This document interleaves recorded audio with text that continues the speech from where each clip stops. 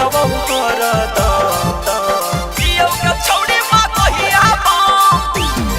बोलले छौरी बोलबो दुख हो रही तौ तोर काम बोलले छौरी बोलबो दुख हो रही तौ तोर काम। Mix by Golu Gautam. ले न कांवर छौरी चलै देव घर हवा कराई देबो बाबा से दर्शन।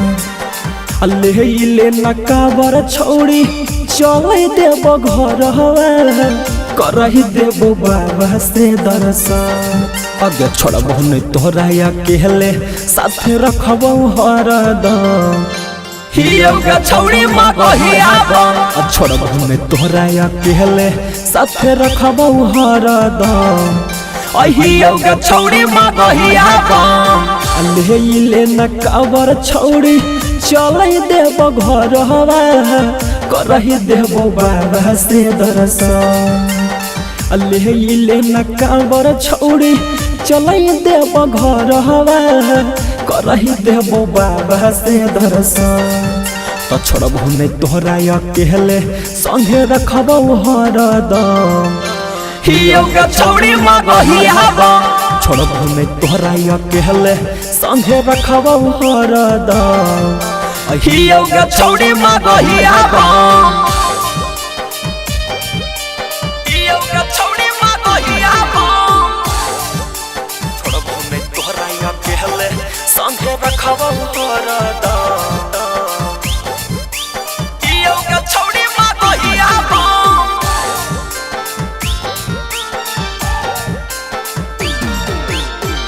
मागहिया बम के होबै अलग अंदाज रे सबसे ऊंचा बोलै छौरी बोल बम आवाज रे।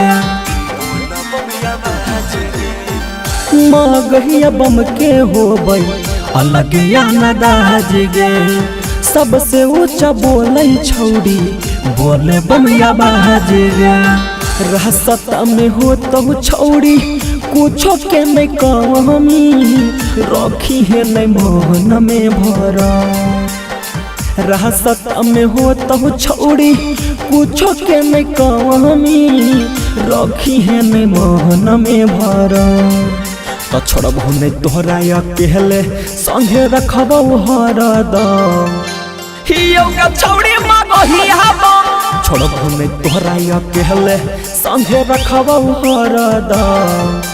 हियोगा छौरी मागहियाबो हियोगा छौरी मागहियाबो छोड़बो नहीं तोरा अकेले संगे रखबो हरदम।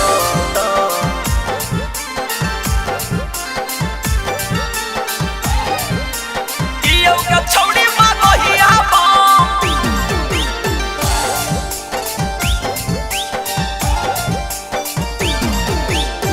सौरभ सुगम छोड़ता कहबो नहीं साथ गे पूरा देव घर घूमब पकड़ के हाथ गे।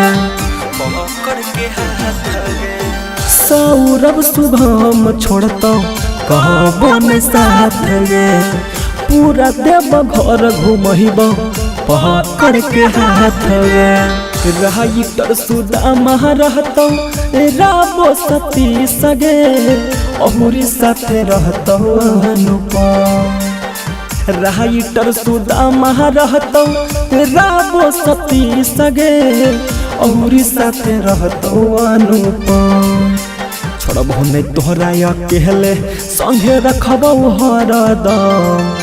हियोगा छौरी मागहियाबो छोड़बो नहीं तोरा अकेले संगे रखबो हरदम।